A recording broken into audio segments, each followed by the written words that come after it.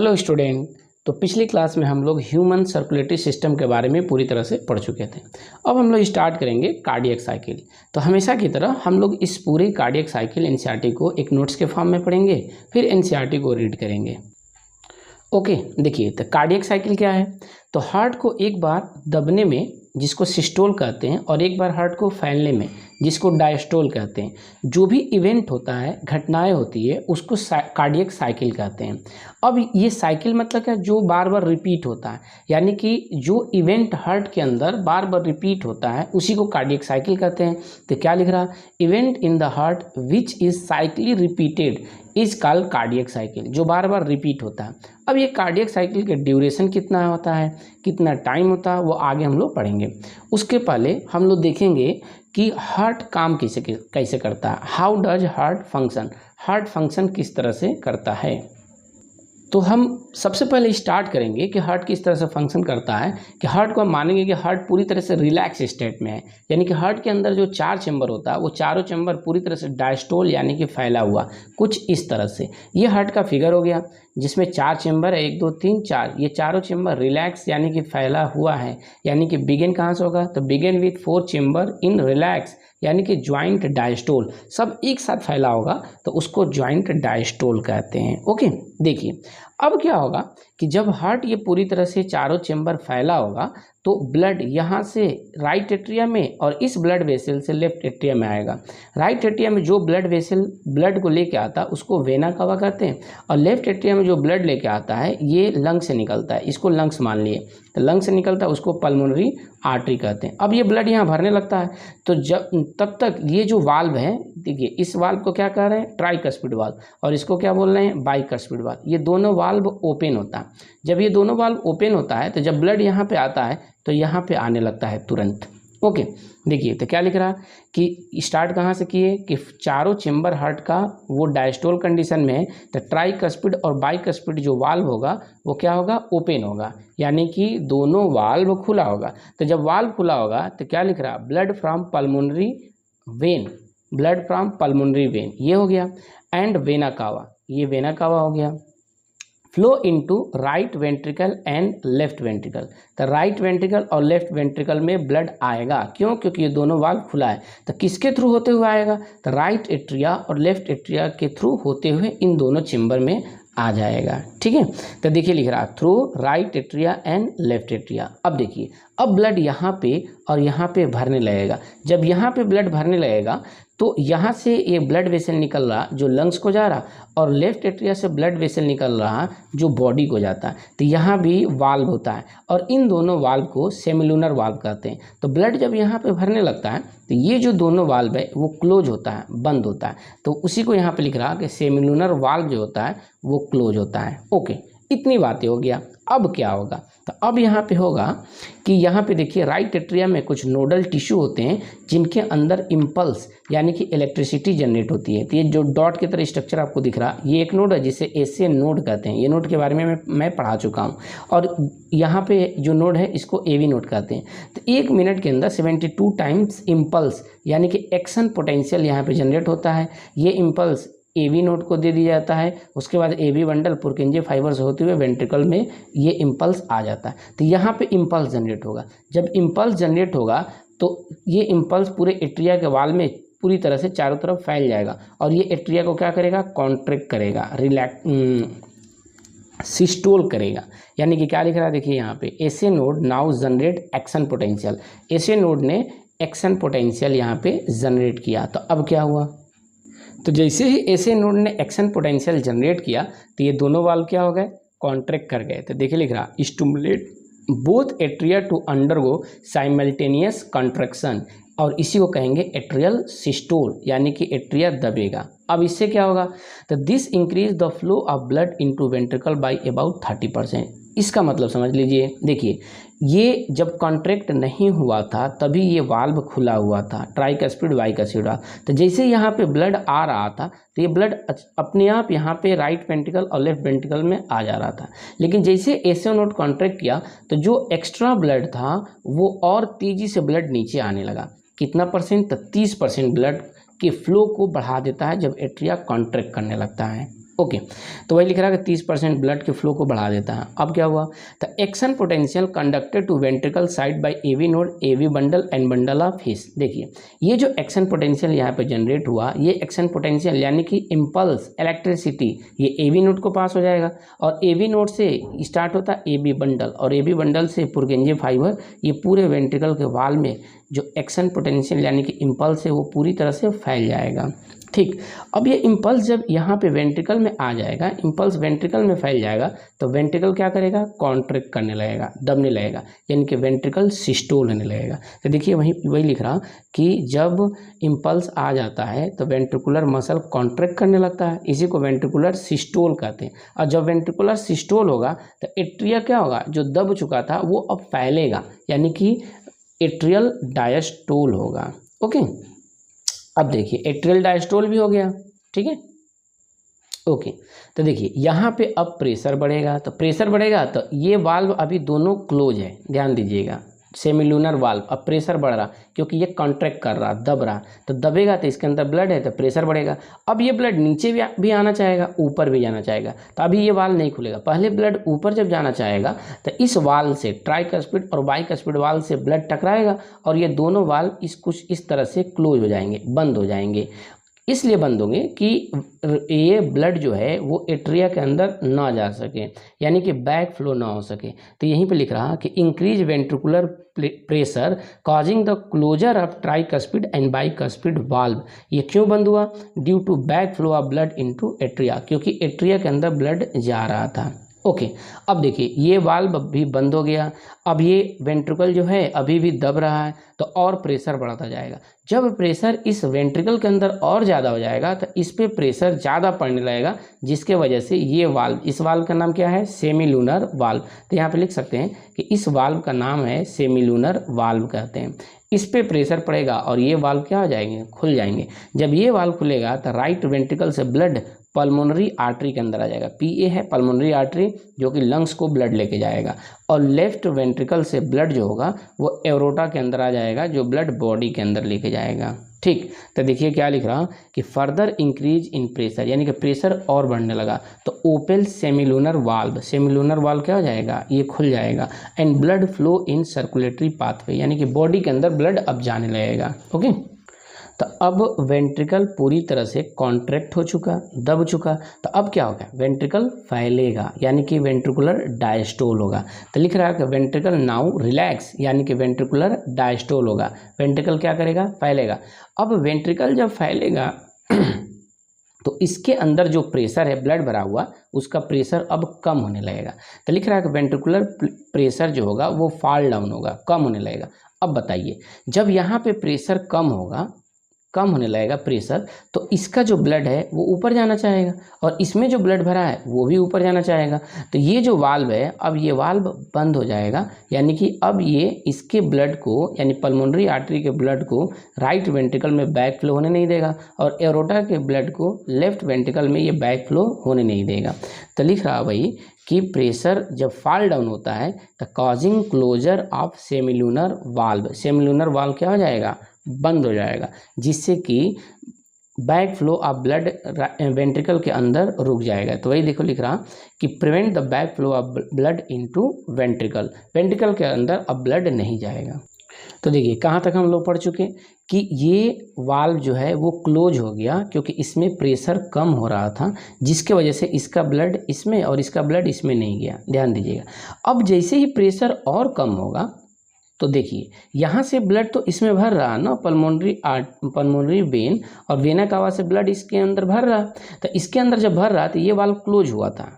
ध्यान दीजिएगा यहाँ पे, तो जब ये वाल्व क्लोज हुआ था तो इसका प्रेशर कम हो रहा क्योंकि वेंट्रिकल क्या हो रहा, फैल रहा, और एट्रिया के अंदर ब्लड भर रहा, तो एट्रिया के अंदर प्रेशर बढ़ने लगेगा, जिसके वजह से ये जो वाल्व बंद हुआ था इस पे प्रेशर पड़ेगा और फिर से ये ट्राइकस्पिड और बाइकस्पिड वाल्व क्या हो जाएगा, ओपन हो जाएगा।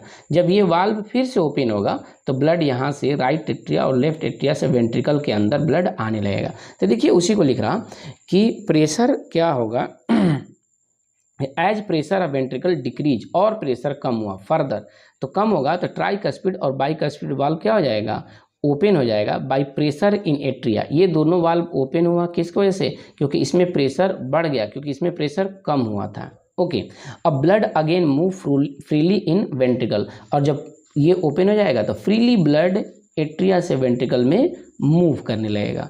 फिर क्या होगा? वेंट्रिकल, अब देखिए ये फैल रहा था और ये क्या हुआ, इसके अंदर प्रेशर बढ़ा, तो अभी दबा नहीं है एट्रिया, दबा नहीं है, इसके अंदर प्रेशर कम होने की वजह से यहाँ पे प्रेशर ऑटोमेटिक बढ़ गया, जिसकी वजह से इस पर प्रेशर पड़ा और फिर से ब्लड एट्रिया से वेंट्रिकल में आ गया। अब क्या होगा कि ये भी फैला हुआ है, वेंट्रिकल अभी दबा नहीं है, एट्रिया और वेंट्रिकल फैल ही रहा था, तो दोनों एक साथ फिर से फैल गए, यानी कि दोनों का एक साथ क्या हो गया, फिर से ज्वाइंट डायस्टोल हो गया। तो देखिए वही लिख रहा क्या कि ब्लड अगेन मूव हो गया वेंट्रिकल में। अब ventricle and atria are now again in relax state, दोनों एट्रिया वेंट्रिकल अब दोनों एक साथ रिलैक्स स्टेट में आ गए, यानी कि अब दोनों क्या हो गया, ज्वाइंट डायस्टोल हो गया दोनों का। अब दोनों जब फिर से फैल गए तो फिर जो शुरू में मैं बताया था, जहाँ से स्टार्ट किया था, कहाँ से, कि चारों जो चेम्बर है हार्ट का वो रिलैक्स स्टेट में था, वहीं से हार्ट फंक्शन करना चालू कर देता, तब चारों रिलैक्स स्टेट में आ गए, जिसे ज्वाइंट डायस्टोल करते हैं। तो फिर से इस एसी नोड के अंदर एक्शन पोटेंशियल जनरेट होगा, इम्पल्स जनरेट होगा, और फिर एट्रिया क्या होने लगेगा, दबने लगेगा, और फिर वही साइकिल रिपीट होने लगेगा, फिर वेंट्रिकल दबने लगेगा। देखिए तो वही क्या लिख रहा कि AC node generate new action potential, फिर से नया एक्शन पोटेंशियल जनरेट होगा, and event describe above are repeated and process continue, और जो भी ऊपर हम पढ़े हैं फिर से वहीं से स्टार्ट कर देंगे और प्रोसेस वहीं से रिपीट होने लगेगा।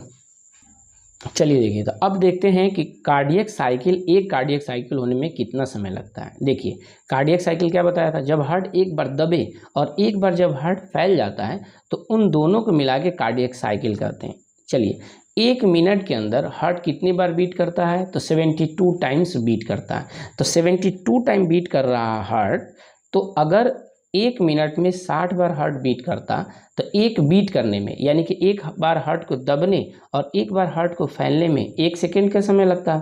लेकिन 1 मिनट में 72 बार बीट कर रहा, यानी कि 1 सेकेंड से भी कम समय लगेगा, और वो समय होता है 0.8 सेकेंड, यानी कि 0.8 सेकेंड में हार्ट एक बार दब जाता और एक बार फैल जाता। तो इसको कैसे निकाल लेंगे, देखिए 72 टाइम्स हार्ट बीट कर रहा कितने समय में, 1 मिनट में, 1 मिनट यानी कि 60 सेकेंड में, ये सेकेंड है, 60 सेकेंड में बीट कर रहा, तो एक बार हार्ट को बीट करने में कितना समय लगेगा, तो 60/72 कर देंगे और इसको डिवाइड करेंगे तो 0.8 सेकेंड का आएगा, यानी कि 0.8 सेकेंड में एक कार्डियक साइकिल पूरा हो जाता है।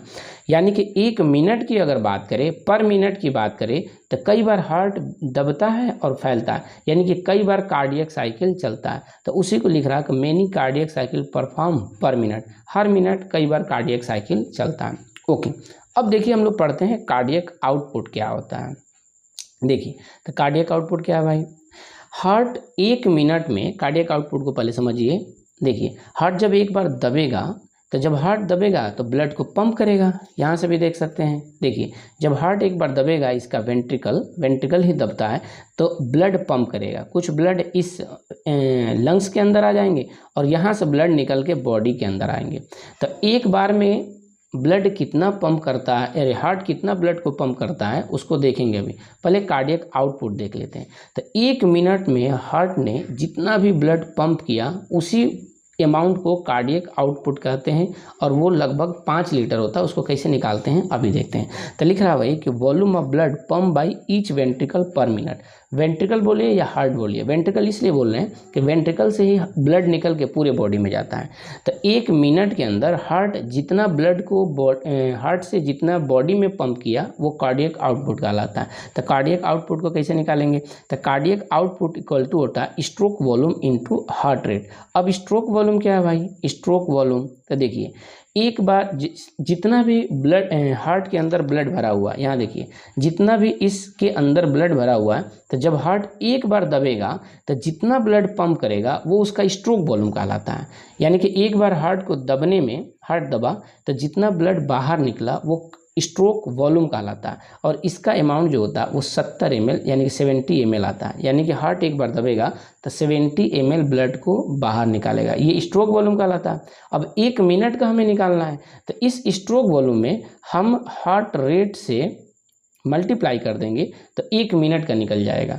तो हार्ट रेट कितना होता है, तो 1 मिनट में 72 टाइम हार्ट बीट करता है, उसी को हार्ट रेट कहा जाता है। तो देखिए कार्डियक आउटपुट इक्वल टू हो जाएगा stroke volume into heart rate. अब स्ट्रोक वॉल्यूम क्या है, तो एक बार में हार्ट जितना ब्लड को पंप किया वो कितना अमाउंट है, तो 70 ml हार्ट ने एक बार में पंप किया, और इनटू क्या कर देंगे, हार्ट रेट करेंगे। हार्ट रेट क्या है कि 1 मिनट में कितना हार्ट बीट किया, तो 72 टाइम बीट करता है, तो 70 में 72 से मल्टीप्लाई करेंगे तो 5040 ml आएगा, यानी कि लगभग 5000 ml मान लेंगे इसको, और इसको लीटर में चेंज करेंगे तो 5 लीटर आ जाएगा। यानी हार्ट का कार्डियक आउटपुट क्या हो गया, 5 लीटर हो गया। और हमारे बॉडी में 5 से 6 लीटर ब्लड होता ही है, यानी कि हमारा हार्ट हर मिनट में हमारे पूरे बॉडी को के ब्लड को पंप कर देता है।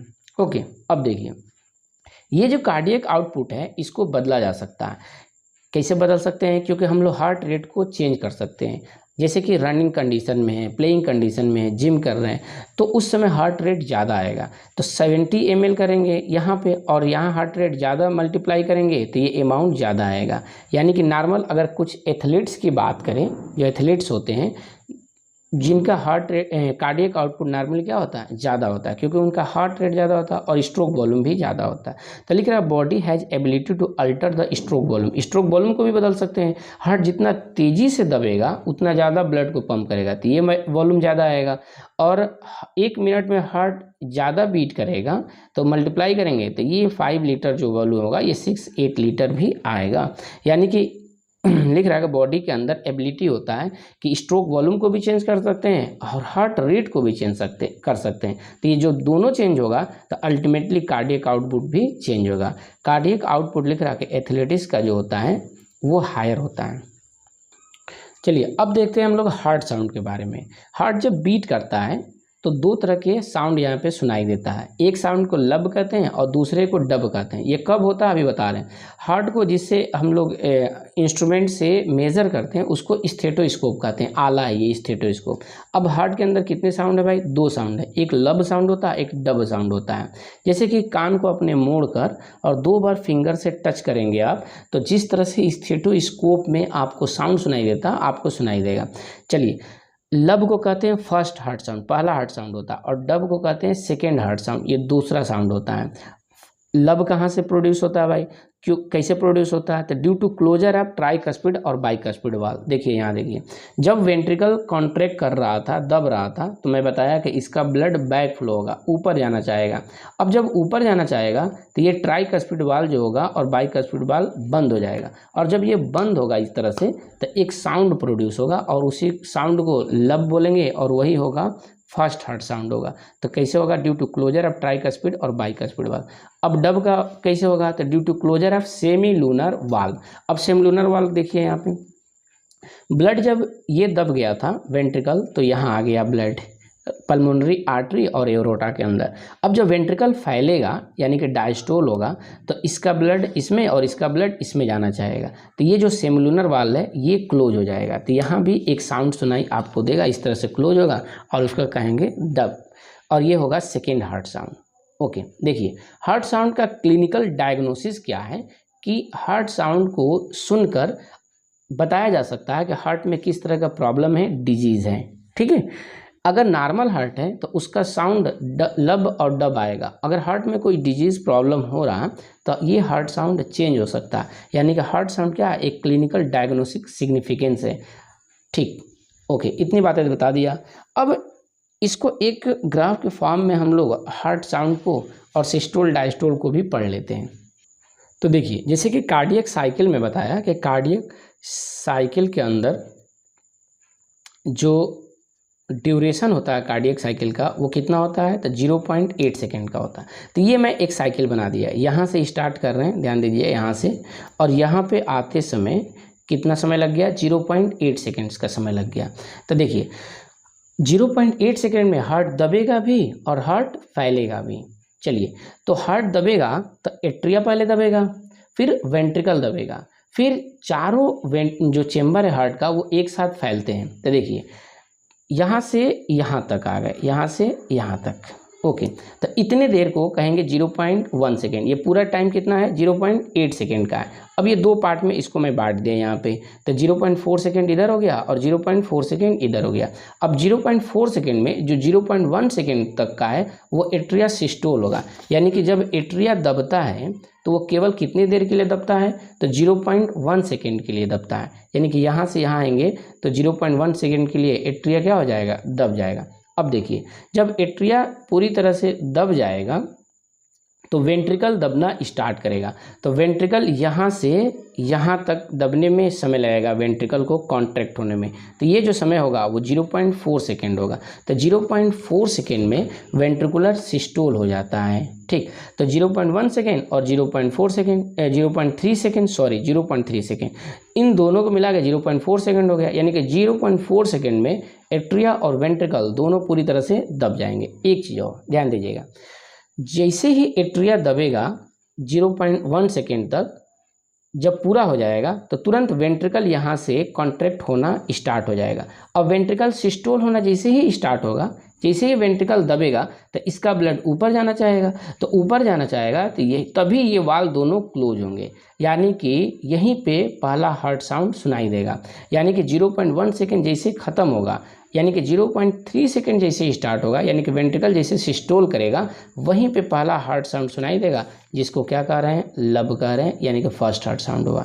अब 0.3 सेकेंड तक ये वेंट्रिकल दोनों दबेगा, तो 0.3 सेकेंड यहाँ पे ख़त्म हो रहा, तो 0.3 सेकेंड तक वेंट्रिकल क्या हो गया? दब गया।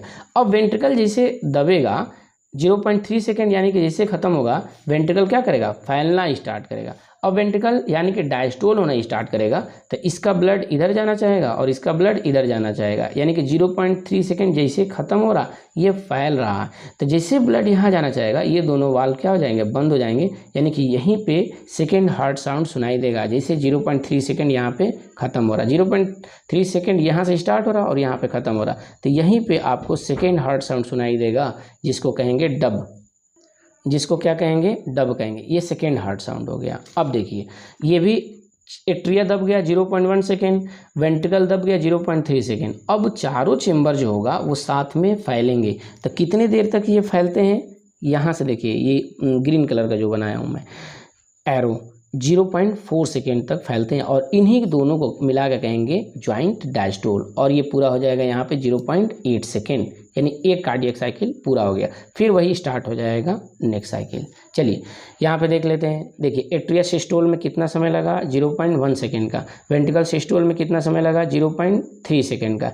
एट्रिया डायस्टोल, अब देखिए एट्रिया सिस्टोल में जो समय लगा 0.1 सेकेंड का, तो एट्रिया डायस्टोल में कितना समय लगा होगा? तो अब यहाँ से पूरा यहाँ तक आएंगे, ठीक है, तो 0.1 सेकेंड और 0.8 में से 0.1 सेकेंड को घटा देंगे, माइनस कर देंगे, तो 0.7 सेकेंड आएगा। तो एट्रिया डायस्टोल में 0.7 सेकेंड का समय आएगा। अब देखिए वेंट्रिकल डायस्टोल में कितना समय लगेगा? तो बताइए, वेंट्रिकल सिस्टोल में कितना समय लगा है? 0.3 सेकेंड। तो 0.8 में से 0 पॉइंट कम कर देंगे तो वेंट्रिकल डायस्टोल हो जाएगा, तो 0.5 सेकेंड का हो जाएगा वेंट्रिकुलर डायस्टोल। यानी कि वेंट्रिकुलर डायस्टोल कहाँ से कहाँ तक होगा?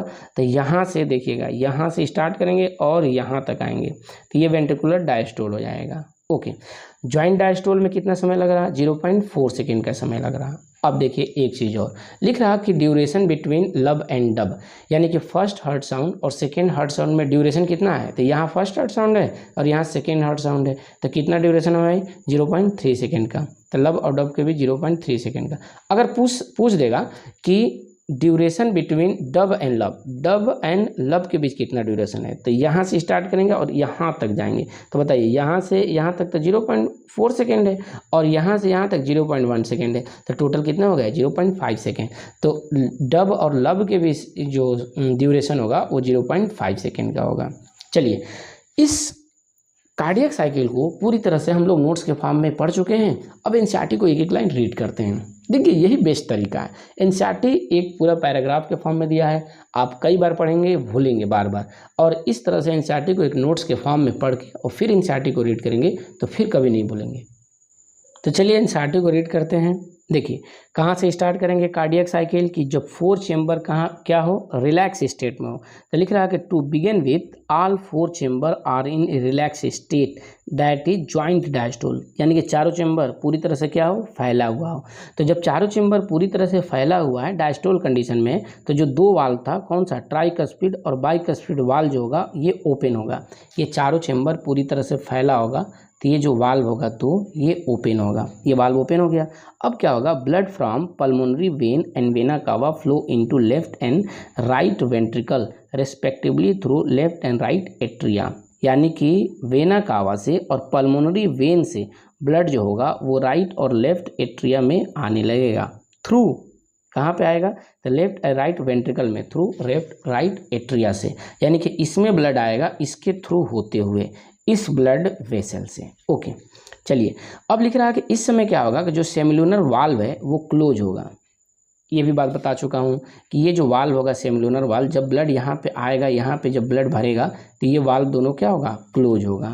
ठीक है, इस स्टेज पे दोनों वाल्व क्या होंगे, क्लोज होंगे। अब देखिए जब यहाँ पे ब्लड भरने लगेगा तो अब यहाँ पे इम्पल्स जनरेट होगा एसे नोड के अंदर। तो वही लिख रहा हूँ कि SA node now generate an action potential, यानी कि इम्पल्स जनरेट करेगा और इससे इस इम्पल्स की वजह से क्या होगा कि एट्रिया दबने लगेगा। तो लिख रहा है which stimulate the both atria to undergo simultaneous contraction, यानी कि एट्रियल सिस्टोल होने लगेगा। अब जब एट्रिया दबने लगेगा तो ब्लड पहले से फ्लो कर रहा था क्योंकि ट्राइकस्पिड बाइकस्पिड वाल्व क्या था, ओपन था, और वही ब्लड के फ्लो को बढ़ा देगा। कितने परसेंट, 30%। तो देखिए क्या लिख रहा कि increase the flow of blood into ventricle by about 30%, 30% blood flow बढ़ जाएगा। अब क्या लिख रहा action potential is conducted to ventricle. अब यही जो एक्शन पोटेंशियल जनरेट हुआ है ये एसे नोड से एवी नोड पे, एवी बंडल से पुरकिंजर फाइबर्स होते हुए पूरा वेंट्रिकल में ये इम्पल्स फैल जाएगा। अब इम्पल्स जैसे फैलेगा अब वेंट्रिकल क्या होने लगेगा, दबने लगेगा। वेंट्रिकल दबेगा तो इसका प्रेशर बढ़ेगा और ब्लड इसके अंदर आने लगेगा। ठीक, तो जब प्रेशर यहाँ बढ़ेगा तो ब्लड बैक फ्लो होना चाहेगा, जिसकी वजह से ये जो वाल्व है ये क्लोज हो जाएगा। तो देखिए क्या लिख रहा कि action potential is conducted to ventricle के अंदर एक्शन पोटेंशियल चला जाएगा किसके थ्रू, एवी नोड और एवी बंडल के थ्रू होते हुए, बंडल ऑफ हिस के थ्रू होते हुए पूरा इंटायर वेंट्रिकल के मसल में, मस्कुलेचर या मसल में वेंट्रिकल के फैल जाएगा, जिसकी वजह से क्या होगा कि वेंट्रिकल अब कॉन्ट्रैक्ट होने लगेगा। तो देखिए क्या लिख रहा है कि वेंट्रिकल मसल कॉन्ट्रैक्ट, यानी कि वेंट्रिकुलर सिस्टोल होगा। अब वेंट्रिकल सिस्टोल यानी कि वेंट्रिकल जैसे कॉन्ट्रैक्ट होगा तो एट्रिया अंडरगो रिलैक्सेशन, यानी कि डायस्टोल। अब एट्रिया रिलैक्स होगा, फैलेगा और इससे कॉन्साइड करेगा, मिल जाएगा। तो देखिए क्या लिख रहा कि एट्रिया अंडरगो रिलैक्स यानी कि डायस्टोल होगा और कॉन्साइडिंग वेन वेंट्रिकुलर सिस्टोल से कॉन्साइड करेगा। अब देखिए ventricular systole increase the ventricular pressure causing the closure of tricuspid और बाइकस्पिड वाल्व, यानी कि इसमें प्रेशर बढ़ेगा तो ये ब्लड ऊपर जाना चाहेगा, जिसकी वजह से ये दोनों वाल्व बंद हो जाएगा बैक फ्लो के वजह से। ठीक, तो अब क्या होगा, तो देखिए लिख रहा है कि बाइकस्पिड वाल्व क्लोज हो जाएगा, बंद हो जाएगा दोनों वाल्व। क्यों बंद होगा, तो due to attempt back flow of blood into atria, क्योंकि ब्लड एट्रिया में जाना चाह रहा था। ओके, यहाँ तक देख लिया। अब देखिए क्या लिख रहा कि और प्रेशर बढ़ेगा, यानी कि जो वेंट्रिकल है ये इसका और प्रेशर बढ़ेगा, तो इस पे प्रेशर पड़ेगा जिसकी वजह से सेमिलुनर वाल्व क्या हो जाएंगे, ओपन हो जाएंगे। तो लिख रहा वहीं पे कि as ventricular pressure increase further, और बढ़ेगा तो सेमिलुनर वाल्व जो होगा वो क्या होने लगेगा, जो कि किसको गार्ड कर रहा, पल्मोनरी आर्टरी। सेमिलुनर वाल्व कहाँ पे है, तो जो पल्मोनरी आर्टरी और एरोटा के बीच यहाँ पे है। पल्मोनरी आर्टरी यानी कि राइट एट्रिया के भी पल्मोनरी आर्टरी और राइट साइड पे है एंड एरोटा लेफ्ट साइड पे है। ठीक है, फोर्स ओपन, ये दोनों ओपन हो जाएंगे और जिसकी वजह से क्या होगा, ब्लड जाने लगेगा पल्मोनरी आर्टरी और एरोटा के अंदर। तो लिख रहा allowing the blood into ventricle to flow through this vessel into the circulatory pathway. Circulatory pathway यानी कि बॉडी के अंदर जाने लगेगा। ओके, अब देखिए लिख रहा है कि वेंट्रिकल नाउ रिलैक्स, यानी कि वेंट्रिकल अब क्या हो गया, रिलैक्स हो गया, यानी कि वेंट्रिकुलर डायस्टोल कहेंगे, यानी कि वेंट्रिकल पूरी तरह से क्या हो गया, फैल गया। ठीक, तो क्या होगा, वेंट्रिकुलर प्रेशर फॉल डाउन, और प्रेशर कम होगा। वेंट्रिकल अभी फैल ही रहा, तो फैल रहा तो प्रेशर और क्या होगा, डाउन होगा, कम होगा। तो प्रेशर जैसे ही कम होगा तो इसका ब्लड ऊपर जाना चाहेगा, जब ब्लड ऊपर जाना चाहेगा तो ये दोनों वाल्व क्या हो जाएंगे, अब क्लोज हो जाएंगे। तो वही लिख रहा है कि closure of semilunar valve which prevent the back flow of blood into ventricle, जिससे कि ब्लड पल्मोनरी आर्टरी और एरोटा से वेंट्रिकल में ना चला जाए। ठीक, अब देखिए क्या लिख रहा है, as the ventricular pressure decline further, pressure अभी फैल ही रहा है ये वेंट्रिकल, तभी ये क्लोज हो गया और प्रेशर कम होगा। तो जब प्रेशर यहाँ पे कम हो जाएगा तो एट्रिया के अंदर प्रेशर बढ़ जाएगा। अभी ये valve tricuspid bicuspid valve close था, तो ये वाल्व ओपन हो जाएगा और ब्लड फिर यहाँ पे आने लगेगा।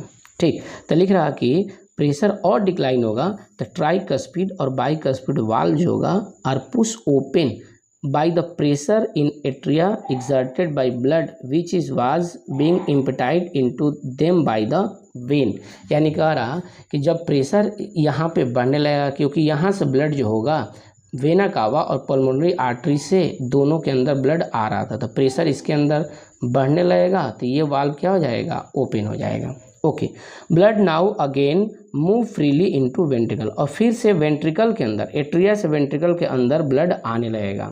Okay, ventricle and atria are now in relax यानी कि ज्वाइंट डायस्टोल। अब देखिए अभी एट्रिया दबा नहीं है, ये फैल ही रहा था, तब तक ये भी दब चुका पूरी तरह से और ये भी फैलने लगा, तो ये भी फैल गया यानी कि डायस्टोल और ये भी डायस्टोल, तो सबको मिला के कहेंगे कि ज्वाइंट डायस्टोल हो गया, यानी कि ज्वाइंट डायस्टोल स्टेट में आ गया।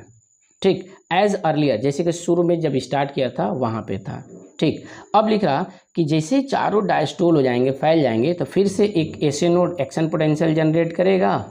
ठीक है, और जो भी इवेंट ऊपर डिस्क्राइब किया गया वो फिर से रिपीट होने लगेगा, प्रोसेस कंटिन्यू होने लगेगा, यानी कि फिर से एट्रिया दबने लगेगा, वेंट्रिकल में ब्लड जाएगा, फिर वेंट्रिकल दबने लगेगा। ओके, अब देखिए अब कार्डियक साइकिल के बारे में देखते हैं कि कार्डियक साइकिल क्या है। तो क्या बताया था कि वह सीक्वेंस, वह इवेंट जो हार्ट के अंदर बार बार रिपीट होता है वो कार्डियक साइकिल होता है, यानी कि एक बार सिस्टोल और एक बार डायस्टोल यानी कि हार्ट बीट होने के में जो भी हार्ट के अंदर इवेंट होता है उसको कार्डियक साइकिल कहते हैं। तो लिख रहा है कि event in the heart cyclically repeated, जो बार बार रिपीट होता है हार्ट के अंदर वो कार्डियक साइकिल कहलाता है। और ये किससे कंसिस्ट है, तो एक बार हार्ट को दबने यानी कि सिस्टोल और एक बार फैलता है heart, both atria and ventricle को मिला के कार्डियक साइकिल कहते हैं।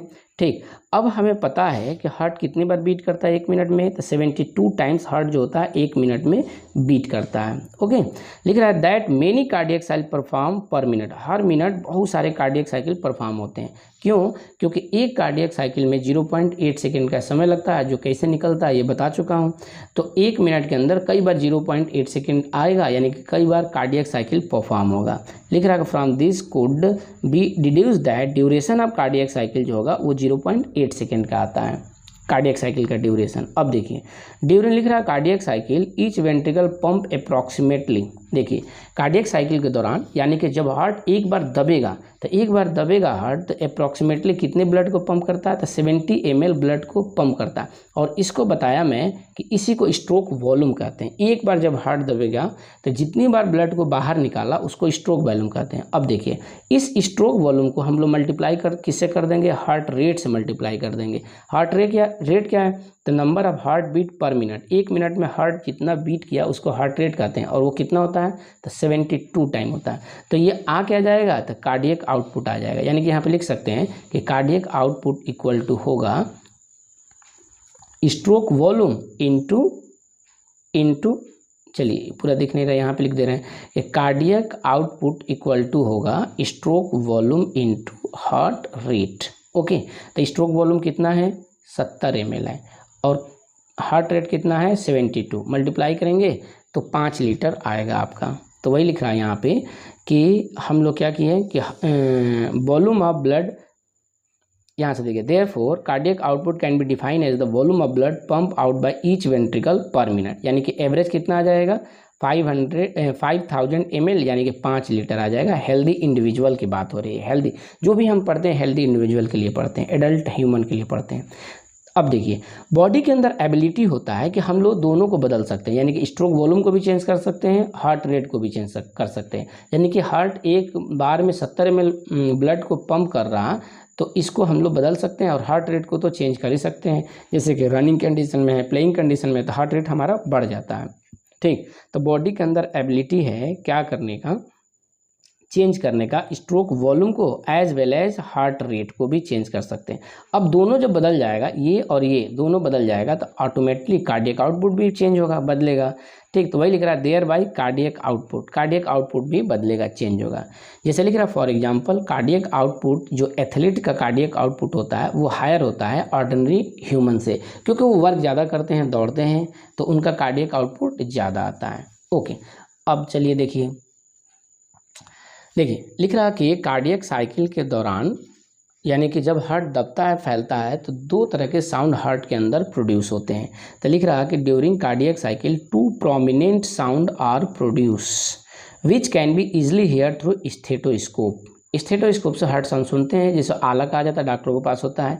इसमें फर्स्ट जो हार्ट साउंड होता है उसको लब बोलते हैं। और ये क्यों होता है, तो मैं बताया था कि जब ब्लड ऊपर जा रहा होता है तो ये ट्राइकस्पिड बाइकस्पिड वाल्व क्लोज हो जाते हैं, बंद हो जाते हैं, तो पहला हार्ट साउंड यहीं पे आता है। ठीक है, तो फर्स्ट हार्ट साउंड को कहते हैं लब। और ये क्यों है, तो due to closure of tricuspid और बाइकस्पिड वाल्व। और सेकेंड हार्ट साउंड को क्या बोलते हैं, डब बोलते हैं।